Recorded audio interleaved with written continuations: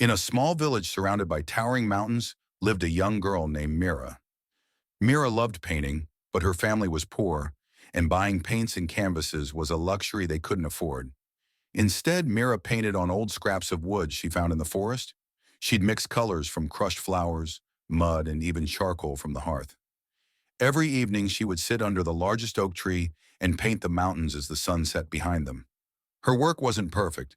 Sometimes the colors were too dull or the surface too rough, but to Mira, they were treasures. One day, a traveling merchant passed through the village. He saw Mira working under the oak tree and stopped to watch. Her hands were stained, her face smeared with color, but her focus was unwavering. The merchant approached her, curious. "What are you painting?" he asked. "The way I see the mountains," Mira replied, not looking up. The merchant chuckled.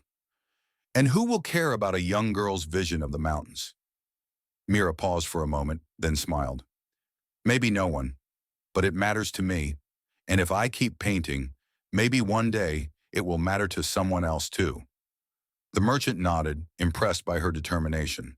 He asked if he could take one of her pieces to display in his shop in the city. Nervously, Mira agreed. Months passed, and Mira continued to paint. Then one day the merchant returned. This time he brought with him a bag of real paints and fresh canvases. "Your painting was sold in my shop," he said. "A collector loved it and wanted to see more." Years later, Mira's work became famous for capturing the raw, untamed beauty of the mountains. But she never forgot her roots. She continued to paint under the same oak tree, using every moment of her journey to inspire others. Mira's story reminds us that greatness begins with small, consistent steps. When we pour our heart into what we love, even if no one notices at first, the world eventually takes note. Thank you for watching. Please like and subscribe to our channel for latest updates.